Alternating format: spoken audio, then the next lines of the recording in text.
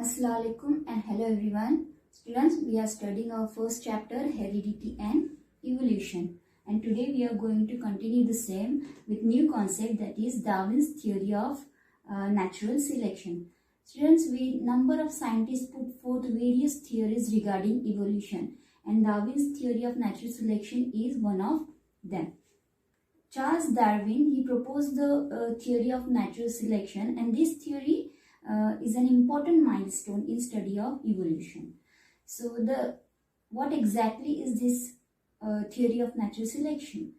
It is the survival of fittest, that is, organisms which are fit for survival, they evolve, while those that are not, they perish.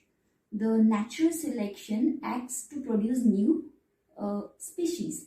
Means what? Nature selects only those organisms which are fit to live, to survive. Understand? And others, rest of them, they perish. This theory of natural selection is given or written in a book named Origin of Species. This book is written by Charles Darwin himself. And for this study of evolution, Darwin had observed and collected innumerable specimens of plants and animals. So what exactly is this theory of natural selection? Is that all organisms reproduce prolifically, means abundantly. Prolifically means abundantly. Okay. So there is a competition.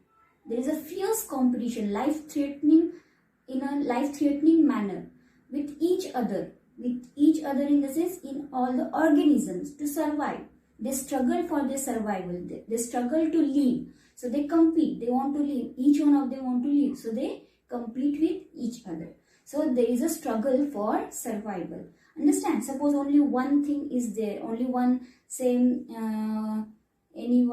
pizza is there, and last piece of pizza is remaining, and all of you are very hungry. All of you, 4 to 5 your friends are there.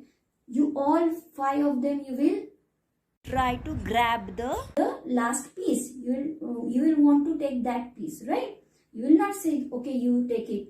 It is not like that, right? All of you want that. If you are very hungry, if only one piece is there, what you will do? You will try to take it. So like that, there are as all living organisms, they reproduce prolifically, means abundantly. So there are number of organisms and they want to live. So there is a competition between them.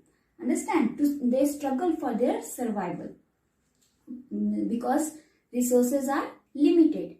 So they struggle for their survival. So organisms that show essential modifications for survival, which modify themselves according to the environment, they sustain, while remaining of them, they perish. Understand? So survival of the fittest and elimination of misfit. Understand? So this is the concept of natural selection. This happens naturally. Nature selects the fittest organism to live. Understand? So well adapted and sustaining organism, they reproduce such offsprings. In turn, they produce new species having that modified characters or that specific new characters in them. Understand? So this was about the Darwin's theory of natural selection.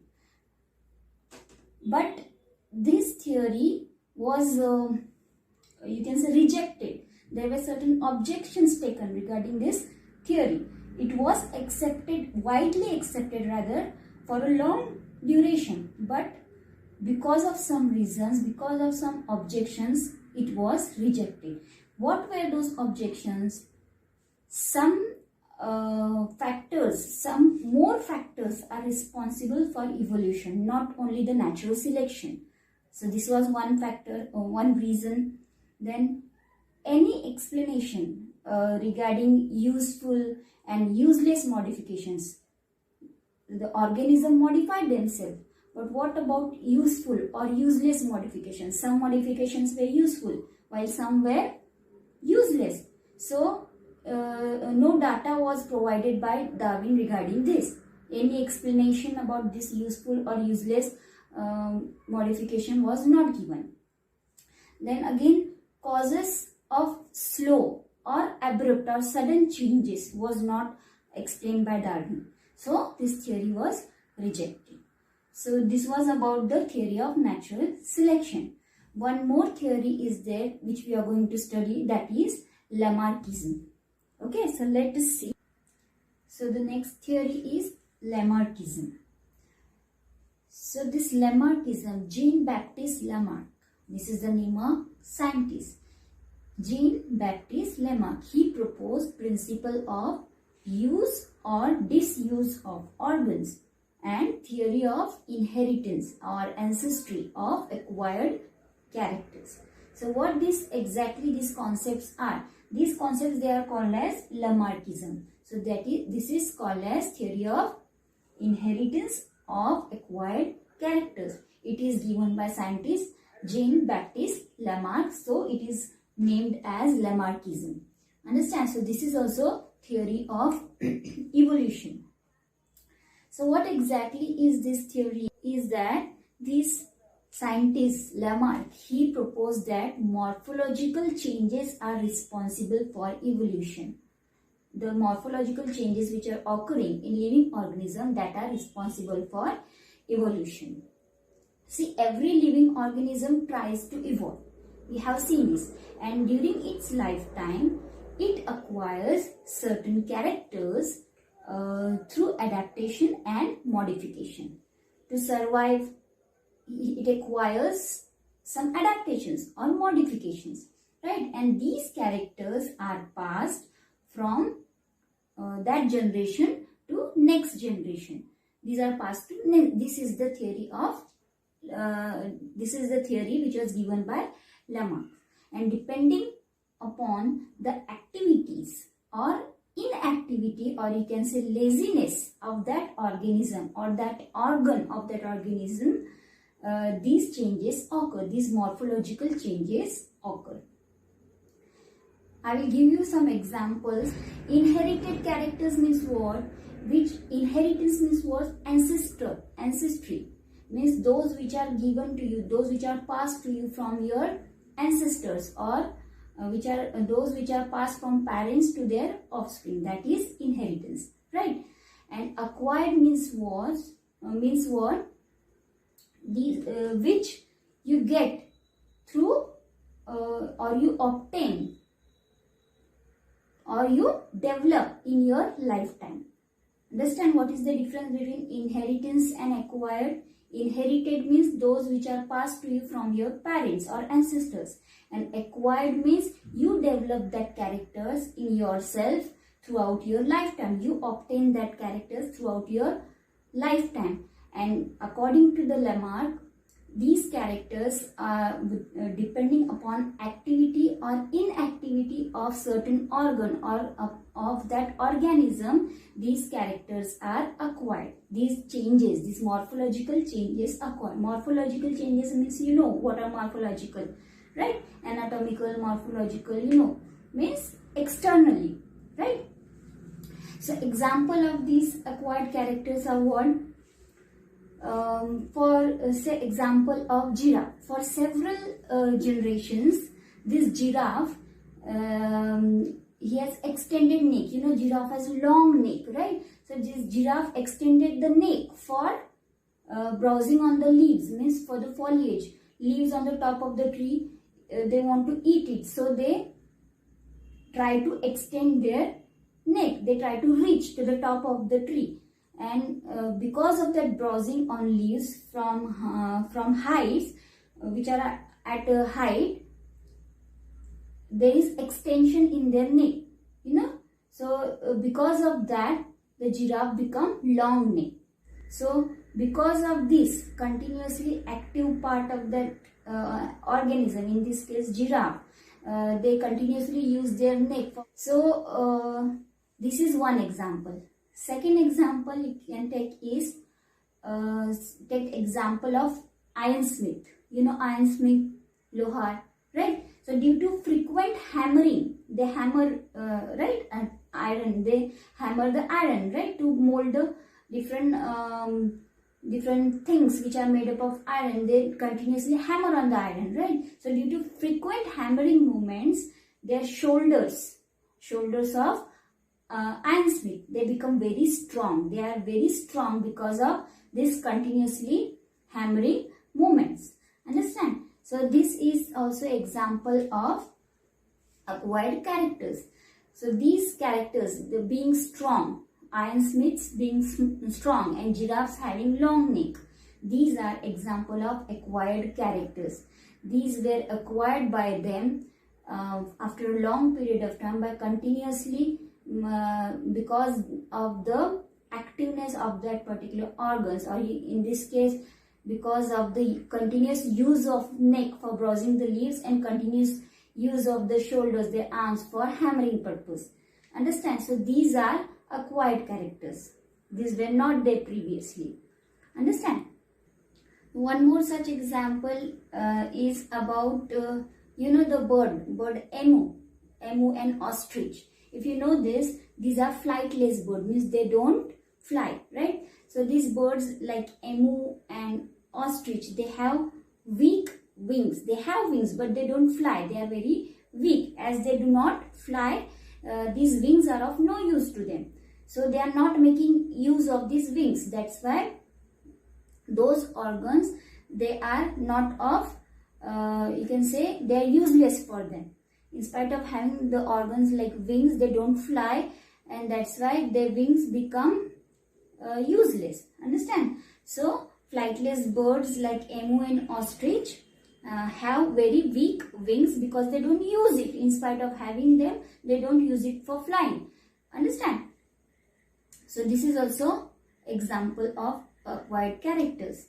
Then one more example of duck, or the you have seen that due to wading, or their ducks' legs are like oars which are used to row the boat, right? So due to wading and swimming in water, the hind limbs of some aquatic birds like duck or swan, right, they become very fit for such mode, for aquatic mode, for swimming in water, because they continuously use that organ for swimming in water.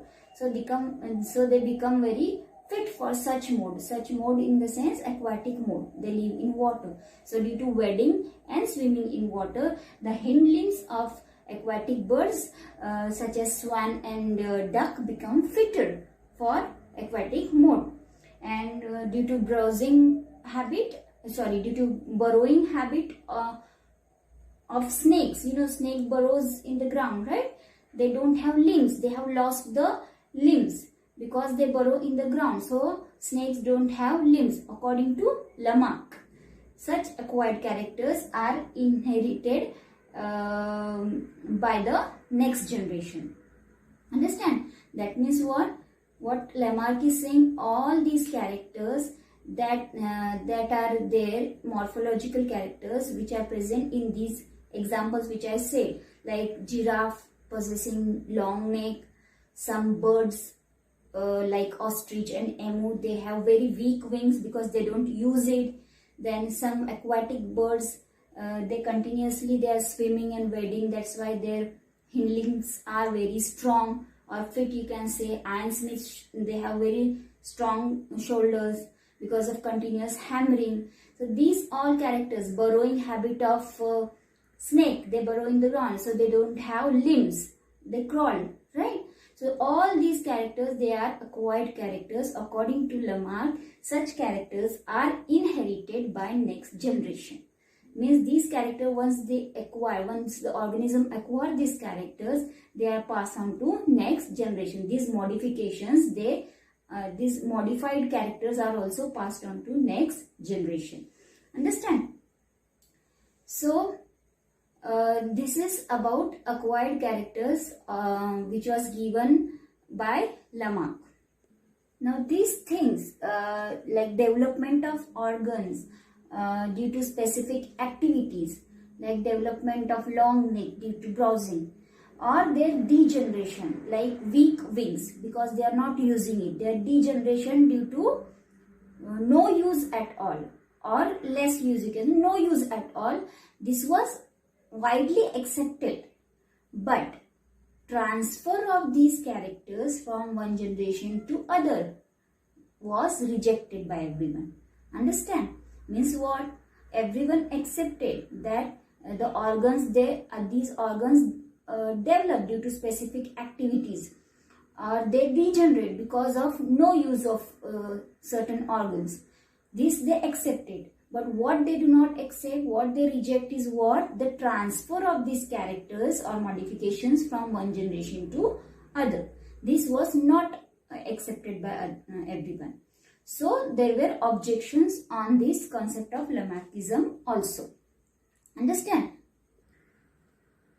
So this ancestry or inheritance of acquired characters, this concept states that the living organism is able to transfer the characters which it has acquired to the next generation. So these things were not accepted, they were objected by other scientists. What was objected? The modifications which are formed, they are not transferred to the next generation. This was said by all the scientists. Understand? So the Lamarckism theory was also having objections.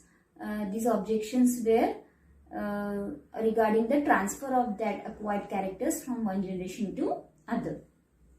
One more concept is there about speciation, very short concept. Let us see. Now speciation. What is speciation? Due to evolution, new species of plants and animals are formed, right?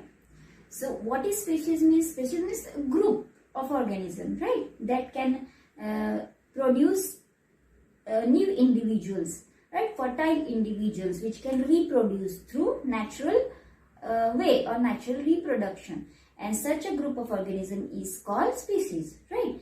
So what is speciation is? This is the process of formation of new species from earlier ones. This is called as speciation. Means each species possess specific characters. If you are talking about one species, means all of the organism in that species will possess specific characters, particular characters, and each species differ in its geographical condition, their preference of food, what they eat, their habitat, where they live, their reproductive ability, and the time period. These are some factors on which they depend. Therefore, the specific characters of all the organism, they retain all these characters, all the organism in particular species. Understand? So this speciation depend upon some factors. What are those factors? Genetic variations, genetic changes, and geographical changes, means where they live, the area, the environment there. Then reproductive changes, geographical or reproductive isolation. Means what? Geographical or reproductive isolation for a long period means what? See, speciation means what? It is formation of new species of plants and animals, right? And because of evolution. So each species grows in specific geographical condition, right? And hence they have specific habitat where they live, right? They have specific type of food which they prefer, their reproduction ability, and the time required for them, right? So geographical isolation means what? It occurs when population is separated into two or more groups. The organism population is separated into two or more groups because of geographical barriers or obstacles, we can say. Geographical barriers means what? Such, for example, say rivers. River is a geographical part, right? So geographical barriers such as rivers, thus exposing the organism to different geographical conditions. This leads to speciation. Reproductive isolation is what? This is brought about by genetic variation of organism, which gradually results in speciation. Therefore, geographical and reproductive isolation of organism, this gradually leads to speciation. Understand? So again listen, the individuals from one species, they cannot reproduce with the individuals from other species, right? That is what called species. They have the specific habitat, they have specific character, reproductive ability, right? So the individuals or the organism from one species, they cannot reproduce with individuals from other species, right? So when they are separated by means of a distance or by geographical barriers, they are said to be isolated. Separated in the sense isolated. So when they are separated by distance, by geographical barriers like rivers or something, they are said to be isolated geographically. When they cannot reproduce with each other, they are said to be isolated reproductively. Understand? So this isolation leads to speciation, means formation of new species. Once they are isolated, they reproduce among themselves, that species become one species, and so it is said that isolation leads to speciation, that is formation of new species. Understand? So this was about speciation. We have seen different theories of evolution, Darwin's theory of natural selection, then Lamarckism, then speciation. Now one small part is remaining, that is mutation. That also we will see. So in our next video we will see about mutation also and evolutionary history of modern man also. This is the last part which is remaining, that we will see in our next video. Thank you.